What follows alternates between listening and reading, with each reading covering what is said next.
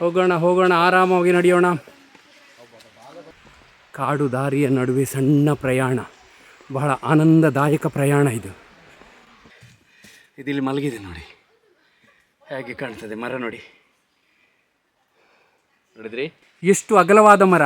ನನ್ನ ಇಡೀ ಕುಟುಂಬ ನಿಂತಿದೆ, ಆದರೂ ಅವರಿಗಿಂತಲೂ ಅಗಲ ಇದೆ ನೋಡಿ. ಕಾಣ್ತಾ ಇದೆಯಾ?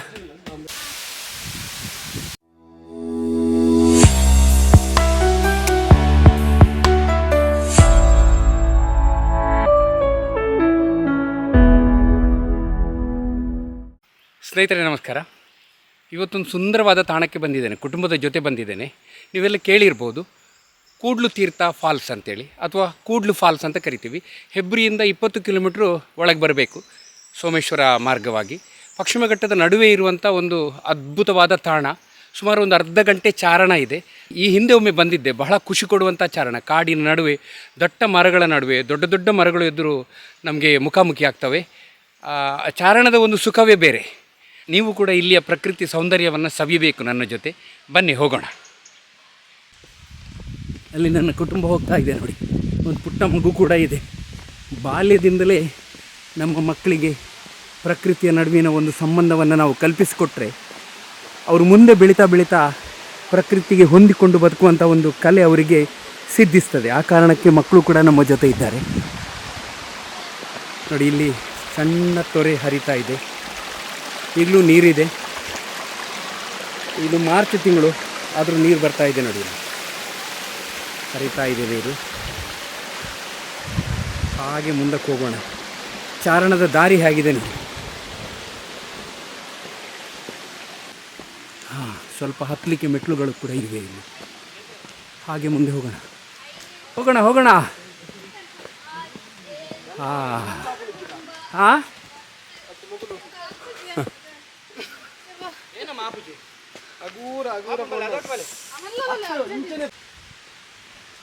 ಒಂದಷ್ಟು ಮೆಟ್ಟಿಲುಗಳಿವೆ, ಸ್ವಲ್ಪ ಎತ್ತರ ಕಾಣ್ತದೆ. ಸ್ವಲ್ಪ ವಯಸ್ಸಾದವರಿಗೆ ಕಷ್ಟ ಅಂತ ಅನಿಸ್ಬೋದು, ಆದರೆ ಮುಂದೆ ಮುಂದೆ ಹೋಗ್ತಾ ಹೋಗ್ತಾ ಸಮತಟ್ಟಾದ ದಾರಿ ಇದೆ ನೋಡಿ. ಮರಗಳನ್ನು ನೋಡಿ. ಪ್ರಕೃತಿಯ ನಡುವೆ ಸುತ್ತಾಡುವುದಂದರೆ ನನಗೆ ಬಹಳ ಅದ್ಭುತವಾದ ಖುಷಿ. ಎಷ್ಟು ದೂರಕ್ಕೂ ನಡೆಯುವಂಥ ಹುಮ್ಮಸ್ಸು ಇರ್ತದೆ.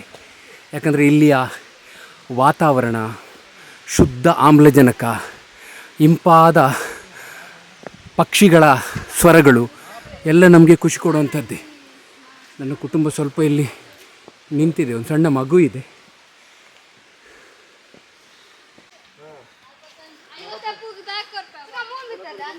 ಹೋಗೋಣ ಹೋಗೋಣ, ಆರಾಮಾಗಿ ನಡೆಯೋಣ. ಹಾಗೆ ಹಿಂದೆ ನೋಡೋಣ.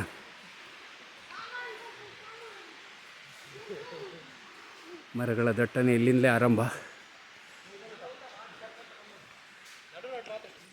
ನಮ್ಮವರು ಆರಂಭದಲ್ಲಿ ಸ್ವಲ್ಪ ಕಷ್ಟಪಡ್ತಾ ಇದ್ದಾರೆ.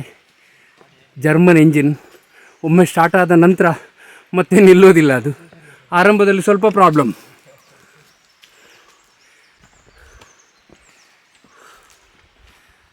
ಸ್ವಲ್ಪ ಏದುಸಿರು ಬರುತ್ತೆ, ಸಮಸ್ಯೆ ಇಲ್ಲ.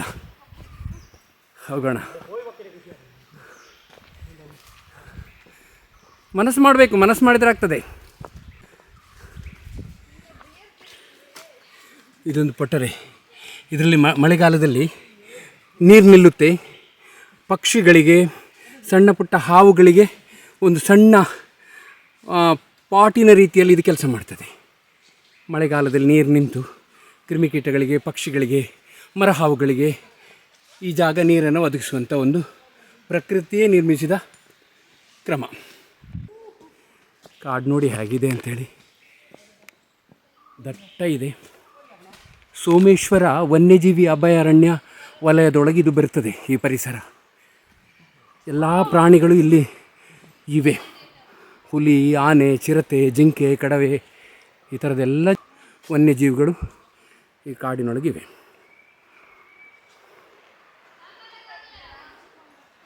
ನನ್ನ ಕುಟುಂಬ ಎದುರಿಸಿ ಹೇಳ್ಕೊಂಡು ಬರ್ತಾಯಿದೆ ನೋಡಿ.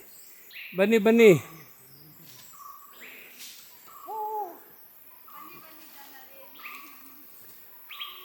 ನೋಡಿ ಪಕ್ಷಿಗಳ ಸದ್ದು ಕೇಳ್ತಾ ಇದೆಯಾ? ಕೇಳಿಸ್ತಾ ಇಲ್ವಾ? ಹಾಗಾದರೆ ನಿನಗೆ ಕಿವಿ ಸರಿ ಇಲ್ಲ. ಇಲ್ಲಿ ಸ್ವಲ್ಪ ಕಡಿದಾದ ದಾರಿ ಇದೆ ನೋಡಿ, ಸಣ್ಣ ಓಣಿಯ ತರಕ ದಾರಿ. ಇಲ್ಲೊಂದು ಮುಂದೆ ಒಂದು ದೈತ್ಯ ಮರ ಸಿಗುತ್ತೆ, ಅದನ್ನು ತೋರಿಸ್ತೀನಿ ನಿಮಗೆ. ಇದರ ದಾರಿ ನೋಡಿ,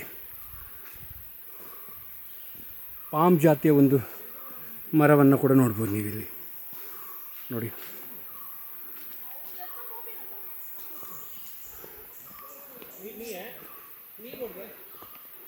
ಮರಗಳ ದಟ್ಟಣೆ ನೋಡಿ ಇಲ್ಲಿ, ಈ ಮರಗಳನ್ನು ನೋಡಿ, ಎಷ್ಟೆಷ್ಟು ದೊಡ್ಡ ದೊಡ್ಡ ಮರಗಳು. ಸರಕಾರ ಇದನ್ನು ಸಂರಕ್ಷಣೆ ಮಾಡಿದ್ರಿಂದ ಈ ಮರಗಳು ನೂರಾರು ವರ್ಷಗಳಿಂದ ಉಳಿದುಕೊಂಡಿವೆ. ಅದೇ ಆ ಒಂದು ನಿರ್ಬಂಧವನ್ನು ಹೇರದಿದ್ದರೆ ಇಷ್ಟೊತ್ತಿಗೆ ಈ ಮರಗಳು ಯಾವುದೂ ಇರ್ತಾ ಇರಲಿಲ್ಲ. ಎಲ್ಲ ಊರಿನ ದೊಡ್ಡ ದೊಡ್ಡ ಶ್ರೀಮಂತರ ಬಾಗಿಲು ದಾರಂದಗಳಾಗಿ ಮಾರ್ಪಾಡು ಆಗ್ತಾಯಿದ್ವು. ಈ ಮರ ನೋಡಿ ಹೇಗಿದೆ ಅಂಥೇಳಿ, ಎಷ್ಟು ದೈತ್ಯವಾದ ಮರ ಇದು. ಆಹಾ, ಸೂರ್ಯನ ಕಿರಣ ಭೂಮಿಗೆ ಸೋಕದಷ್ಟು ದಟ್ಟಣೆ ಇದೆ. ಬೇರುಗಳ ಒಂದು ವಿನ್ಯಾಸ ನೋಡಿ ಇಲ್ಲಿ, ಮರದ ಬೇರುಗಳು ಚಾರಣಿಗರಿಗೆ ಯಾವ ರೀತಿಯ ಸಹಕಾರ ಮಾಡ್ತವೆ ಇಲ್ಲಿ ನೋಡಿ.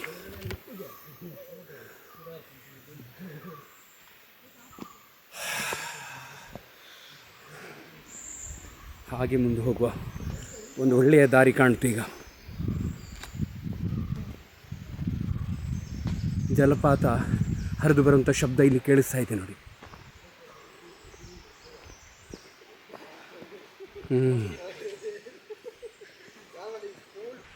ಕಾಡು ದಾರಿಯ ನಡುವೆ ಸಣ್ಣ ಪ್ರಯಾಣ, ಬಹಳ ಆನಂದದಾಯಕ ಪ್ರಯಾಣ ಇದು.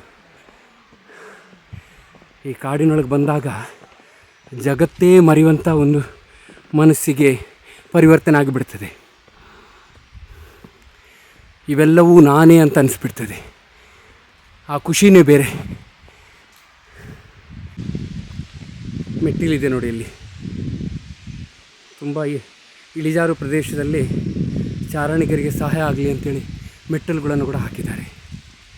ನನ್ನ ಶರೀರಕ್ಕೆ ವಯಸ್ಸಾಗ್ತಾ ಬರ್ತಾ ಇದೆ, ಹಾಗಾಗಿ ಇಂಥ ಪರಿಸರಕ್ಕೆ ಬಂದಾಗ ಸಹಜವಾಗಿಯೇ ಏದುಸಿರು ಬರುವಂಥದ್ದು ನಡೀತದೆ. ಆದಷ್ಟು ತಾಳ್ಮೆಯಿಂದ, ಆನಂದದ ಮನಸ್ಥಿತಿಯಿಂದ ಇಂಥ ಕಾಡಿನೊಳಗೆ ಚಾರಣ ಮಾಡಿದರೆ ಸಮಸ್ಯೆ ಆಗೋದಿಲ್ಲ. ನನ್ನ ಕುಟುಂಬ ಬರ್ತಾ ಇದೆ ನೋಡಿ, ಎದುರು ಬರುವ ನನ್ನ ಮೊಮ್ಮಗ, ಅವನ ಹಿಂದೆ ಬರುವವಳು ಮಗಳು, ಅವಳ ಹಿಂದೆ ಇರುವವನು ನನ್ನ ಮಗ, ಮತ್ತು ಇನ್ನೊಬ್ಬ ಮೊಮ್ಮಗ, ಅದರ ಹಿಂದೆ ನನ್ನ ಶ್ರೀಮತಿ, ಒಬ್ಬಳು ಸೊಸೆ, ಮತ್ತೊಬ್ಬ ಸ್ನೇಹಿತ. ಹಾಯ್ ಹಾಯ್ ಹಾಯ್, ಬನ್ನಿ ಬನ್ನಿ, ಹಾಯ್. ಸುಸ್ತಾಗ್ತಾ ಇದೆಯಾ? ಹಾಂ, ಸರಿ ಆಗ್ತದೆ, ಸರಿ ಆಗ್ತದೆ.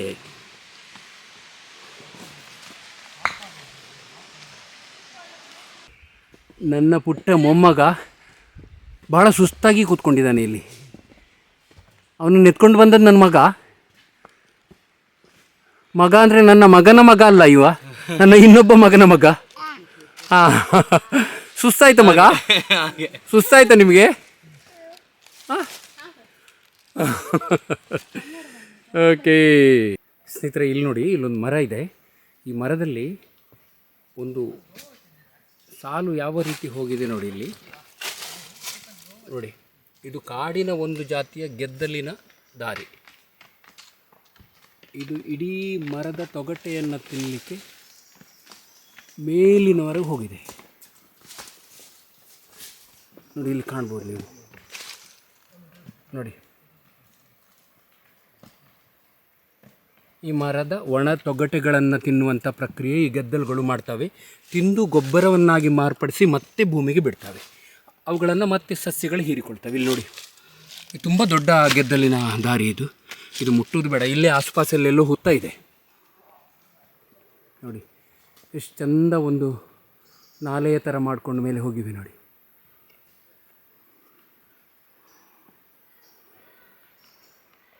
ನೋಡಿ ಇಲ್ಲಿ ಕಲ್ಲಿನ ದಾರಿ ನೋಡಿ. ಈ ದಾರಿಯಲ್ಲಿ ನಡೆಯೋದೇ ಚಂದ ನೋಡಿ. ಹೇಗಿದೆ ನೋಡಿ ದಾರಿ, ಉದ್ದಕ್ಕುದ್ದ ನೋಡಿ. ಇವತ್ತು ಸೋಮವಾರ, ಹಾಗಾಗಿ ಜನ ಬಹಳ ಕಡಿಮೆ ಇದ್ದಾರೆ. ಶನಿವಾರ ಆದಿತ್ಯವಾರ ಸಿಕ್ಕಾಪಟ್ಟೆ ಜನ ಇರ್ತಾರೆ ಇಲ್ಲಿ. ಜನ ಹೆಚ್ಚಾದಾಗ ಅಷ್ಟೊಂದು ಖುಷಿ ಅನಿಸೋದಿಲ್ಲ, ಅವರದ್ದೇ ಗದ್ದಲಗಳು ಶಬ್ದಗಳು ಜಾಸ್ತಿ ಇರ್ತವೆ. ಕಡಿಮೆ ಜನ ಇದ್ದಾಗ ನಿಶಬ್ದ ಇರ್ತದೆ. ನೋಡಿ, ಇಲ್ಲೊಂದು ಮರ ಎಷ್ಟು ಅಗಲ ಇದೆ ನೋಡಿ, ಸುಮಾರು 7-8 ಅಡಿ ಅಗಲದ ಮರ. ಅದರ ಅಳತೆ ನೋಡಬೇಕಾದ್ರೆ ಇಲ್ಲೂ ಒಂದು ಮರ ಇದೆ. ಏನು ಪುಟ? ಆಯ್ತಾ? ಎಲ್ಲಿ? ಅಲ್ಲಿಯಾ? ಸರಿ, ಈಗ ಮೇಲೆ ಹೋಗೋಣ. ಅಲ್ಲೊಂದು ದೊಡ್ಡ ಮರ ಇದೆ ನೋಡಿ. ಇಲ್ಲಿ ಮಳೆಗಾಲದಲ್ಲಿ ಫಾಲ್ಸ್ ಹರಿತಾ ಇರ್ತದೆ. ಈಗ ಮಾರ್ಚ್ ಅಲ್ವಾ? ನೋಡಿ ಈ ಮರ ನೋಡಿ, ಎಷ್ಟು ದೊಡ್ಡ ಮರ ನೋಡಿ. ಆಹಾ, ಇದರ ಬೇರು ಹೇಗಿದೆ ನೋಡಿ. ಆದರೆ ಸ್ನೇಹಿತರೆ, ಇಲ್ಲಿ ಒಂದು ಗಮನಿಸಬೇಕು, ಇಂಥ ಜಾಗಕ್ಕೆ ಬರುವಾಗ ಸ್ವಲ್ಪ ಕೆಳಗಡೆ ಪಾದದ ಕಡೆ ಎಚ್ಚರ ಇರಬೇಕು. ಇಲ್ಲಿ ಕೆಲವು ರೀತಿಯ ಹಾವುಗಳಿರ್ತವೆ. ಅಂದರೆ ಮಲ್ಬಾರ್ ಪೆಟ್ಟು ವೈಪರ್ ಇರ್ಬೋದು, ಬ್ಯಾಂಬೂ ಪೆಟ್ಟು ವೈಪರ್ ಇರ್ಬೋದು, ಸ್ವಲ್ಪ ಮೇಲಿದ್ದರೂ ಕೂಡ ಕೆಲವೊಮ್ಮೆ ಕೆಳಗೂ ಇರ್ತವೆ ಅವುಗಳು. ಹಂಪ್ನೋದ್ರ ಪೆಟ್ಟು ವೈಪರ್ ಇರ್ಬೋದು. ಈ ಮರ ಗಿಡಗಳನ್ನು ನಾವು ಕೈ ಹಾಕಿ ಹಿಡಿಯುವಾಗ ಗೆಲ್ಲನ್ನು ಅಲ್ಲಿ ಸುಮ್ಮನೆ ಮಲಗಿರ್ತವೆ ಅವುಗಳು.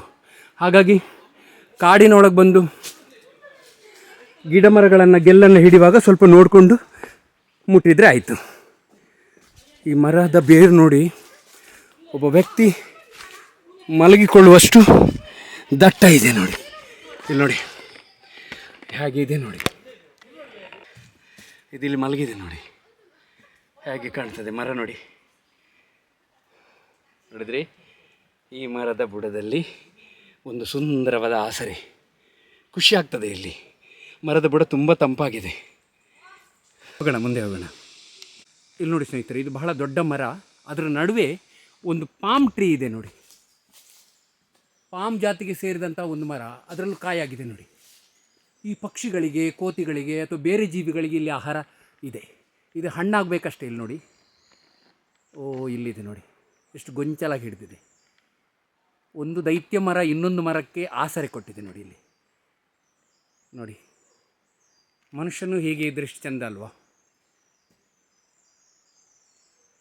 ಹೋಗೋಣ, ಮುಂದೆ ಹೋಗೋಣ. ಬೇರುಗಳು ನೋಡಿ ಸ್ನೇಹಿತರೆ, ಇಲ್ಲಿ ನಾನೊಂದು ಮರ, ದೈತ್ಯ ಮರ ಅಂತ ಹೇಳಿದೆ ಅಲ್ವಾ, ಇಲ್ಲಿದೆ ನೋಡಿ. ಎಷ್ಟು ಅಗಲವಾದ ಮರ. ನನ್ನ ಇಡೀ ಕುಟುಂಬ ನಿಂತಿದೆ, ಆದರೂ ಅವರಿಗಿಂತಲೂ ಅಗಲ ಇದೆ ನೋಡಿ. ಕಾಣ್ತಾ ಇದೆಯಾ ನನ್ನ? ನೋಡಿ ಇಲ್ಲಿ ಈ ಮರದ ಅಗಲ ನೋಡಿ. ನೋಡಿದ್ರಿ?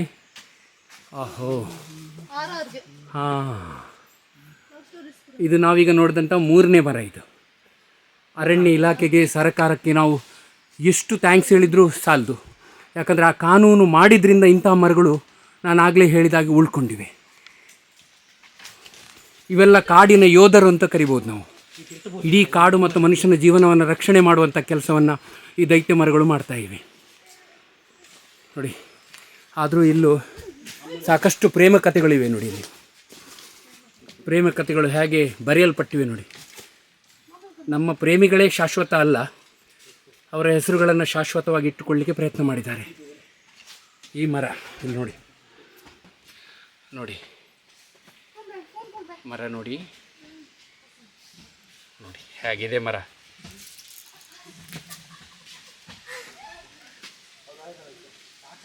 ಸ್ನೇಹಿತರೆ, ಇಲ್ಲಿ ನೋಡಿ, ಈ ಮರದ ಬೇರು ಎಷ್ಟು ಕಲಾತ್ಮಕವಾಗಿ ಭೂಮಿಗೆ ಇಳಿದು ಬಿಟ್ಟಿದೆ ನೋಡಿ. ಎಷ್ಟು ಚೆಂದ ಇದೆ ನೋಡಿ. ಇದನ್ನೇ ಆಧುನಿಕ ಕಲಾಕೃತಿ ಅಂತ ನಾವು ಹೇಳ್ಬೋದು ನೋಡಿ. ಇದೆಲ್ಲ ನಾವು ನೋಡ್ತೀವಿ ಕಾಡಿಗೆ ಬಂದರೆ, ಒಂದು ಶಬ್ದ ಮಾಡ್ತೀವಿ ಅಥವಾ ನಮ್ಮದೇ ಪ್ರಪಂಚದಲ್ಲಿ ವ್ಯವಹಾರಗಳ ಸಂಬಂಧಗಳ ಬಗ್ಗೆ ಮಾತಾಡ್ತೀವಿ, ದುಃಖ ಪಡ್ತೀವಿ, ಖುಷಿ ಪಡ್ತೀವಿ. ಆದರೆ ಯಾವುದನ್ನು ನಾವು ಮನಸಾರೆ ನೋಡೋದಿಲ್ಲ, ಖುಷಿ ಪಡೋದಿಲ್ಲ. ಇದರಲ್ಲಿ ಏನಿದೆ ನೋಡಿ, ಪ್ರಕೃತಿ ಎಷ್ಟು ಅದ್ಭುತ ಮತ್ತು ರಮ್ಯವಾಗಿದೆ ನೋಡಿ. ಇಲ್ಲಿ ಎಷ್ಟು ಚಂದ ಇದೆ ಈ ಮರದ ಬೇರು ನೋಡಿ.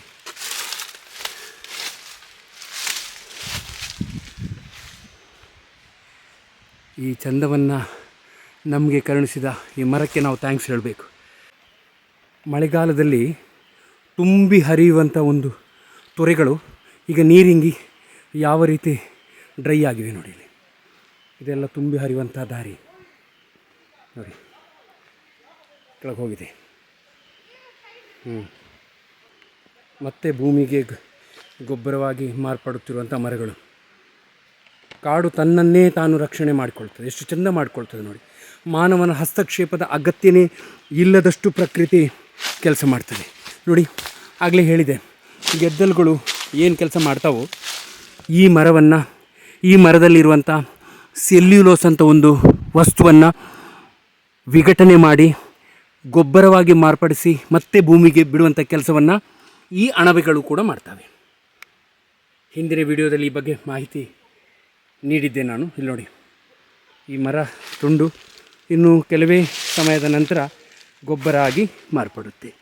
ಇದರಲ್ಲಿ ಗೆದ್ದಲು ಕೂಡ ಬಂದಿವೆ ನೋಡಿ. ಇದೆಲ್ಲ ನಮ್ಮಿಂದ ಸಾಧ್ಯನಾ? ಒಂದು ಸಾಧ್ಯ, ಈ ಪ್ರಕೃತಿಯನ್ನು ನಮಗೆ ಉಳಿಸ್ಕೊಳ್ಳೋದಕ್ಕೆ ಸಾಧ್ಯ.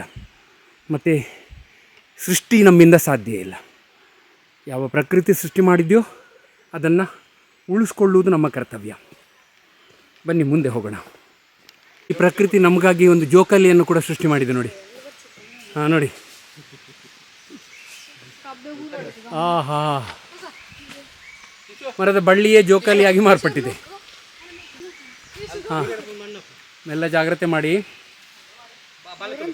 ಕೆಳಗೆ ಬಿದ್ದರೆ ಮೆಟ್ಲು ಹೊಡಿಬೋದು.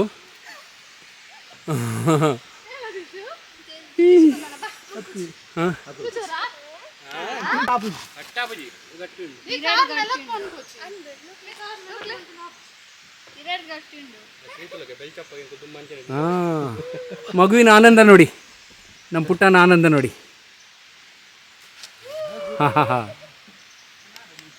ಸ್ನೇಹಿತರೆ, ಇಲ್ಲಿ ನೋಡಿ, ಮರವನ್ನು ಅಪ್ಪಿಕೊಳ್ಳುವಂಥ ಒಂದು ಚಳವಳಿ ಮಾಡೋಣ. ಎಷ್ಟು ದೈತ್ಯ ಮರ ನೋಡಿ ಇದು. ನೋಡಿದ್ರಿ ಹೇಗಿದೆ ಮರ? ಒಂದೆರಡು ನಿಮಿಷ ಈ ಅಪ್ಪಿಕೊಂಡು ನೋಡಿ ನೀವು.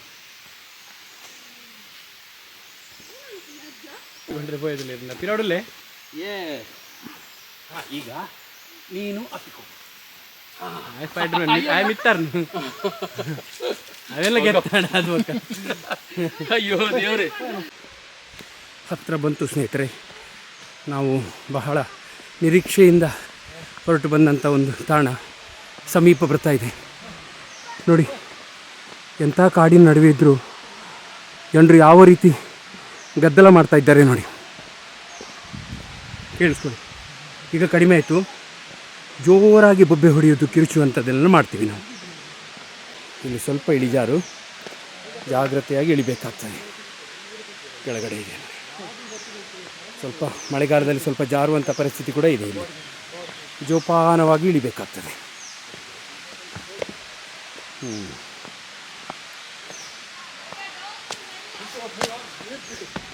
ಮೆಲ್ಲ ಜಾರ್ತದೆ, ಆದಷ್ಟು ಮೆಲ್ಲ ಬನ್ನಿ.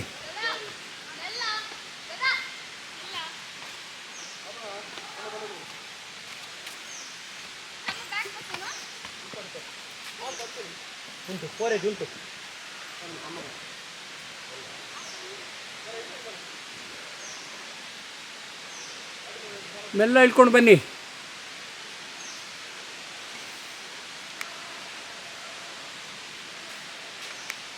ಬನ್ನಿ, ಆ ಯುವಕರು ಮುಂದೆ ಬನ್ನಿ, ಅವರಿಗೆ ದಾರಿ ಬಿಟ್ಟುಕೊಡಿ.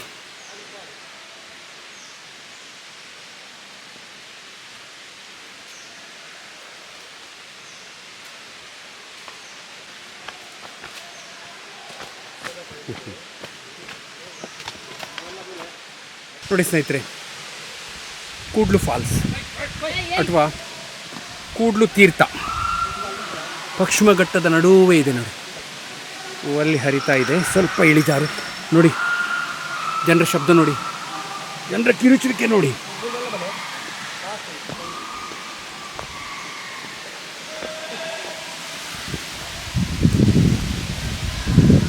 ಹಾಗೆ ಮುಂದೆ ಹೋಗೋಣ.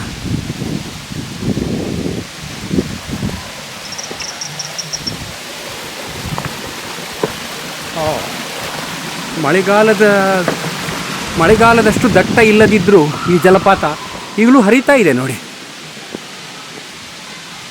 ನಾನು ಭಾವಿಸಿದೆ ಇಲ್ಲಿ ಈಗ ನೀರು ಇರಲಿಕ್ಕಿಲ್ಲ ಅಂಥೇಳಿ, ಆದರೂ ನೀರಿದೆ. ವಾ, ಪ್ರಕೃತಿಯ ರಮ್ಯ ತಾಣ.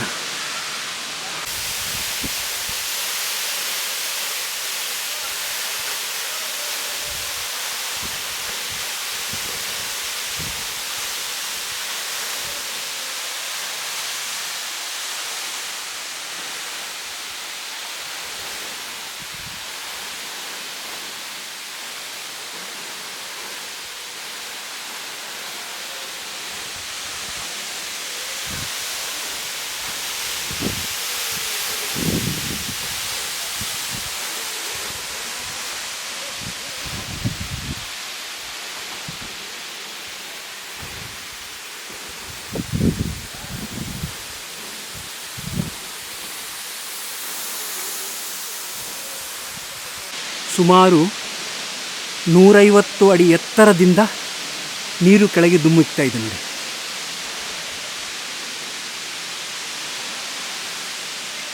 ಜಲಧಾರೆ.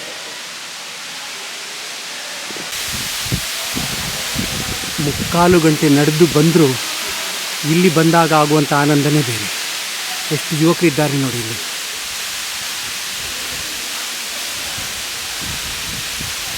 ಆನಂದದ ಚಿತ್ಕಾರ.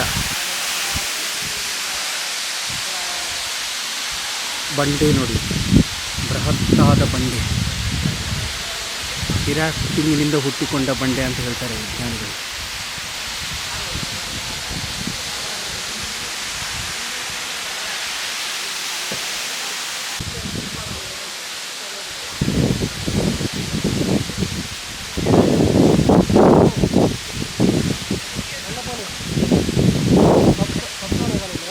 ಅಲ್ಲೊಂದು ಸ್ವಲ್ಪ ನೆರಳಿದೆ ಅಂತೇಳಿ ಇವರೆಲ್ಲ ಹೋಗ್ತಾ ಇದ್ದಾರೆ. ಅಲ್ಲಿ ಕೂತ್ಕೊಳ್ಳಿಕ್ಕೆ ಜಾಗ ಇದೆ. ಒಂದು ಗವಿಯ ಥರ ಇದೆ, ಬಂಡೆ ಇದ್ದೇ ಒಂದು ಗವಿ. ಇದೀಗ ನೀವೇ ಮಾಡಿದ ಕಲಾಕೃತಿಯಾ? ನೀವು ಮಾಡಿದ್ದೆ ಇದು? ಓ, ಯಾರು ಮಾಡಿದ್ದು? ಓ, ಬ್ಯೂಟಿಫುಲ್ ಆಗಿದೆ. ರಂಜಿತಾ ನಿಮ್ಮ ಹೆಸರು? ರಂಜಿತಾ ಹೆಸರು? ಹಾಂ, ನನಗೆ ಇವ್ರು ಹೇಳಿದರು. ಇಲ್ಲೂ ಕೂಡ ಒಂದು ಕಲಾಕೃತಿ ಅರಳಿದೆ ನೋಡಿ, ನಮ್ಮ ರಂಜಿತ್ ಅವರ ಕೈಯಿಂದ. ಹಾಂ, ಕರೆಕ್ಟ್. ನೀರಿನಲ್ಲಿ ಅರಳಿದ ಪ್ರತಿಭೆ, ಕರೆಕ್ಟ್. ಓಕೆ ಸರ್, ಇದು ಯಾರು ಮಾಡಿದ್ದು ಈಗ ಇದನ್ನು ಮಾಡಿದ್ದು? ಹಾಂ ಹಾಂ ಹಾಂ. ಎಲ್ಲಿಯವರು ಸರ್ ನೀವು? ಉಡುಪಿ. ಓಕೆ, ನಮ್ಮೂರಿನವರೇ. ಓಕೆ, ಇವರು ಮಾಡಿದಂಥ ಕಲಾಕೃತಿ ನೋಡಿ.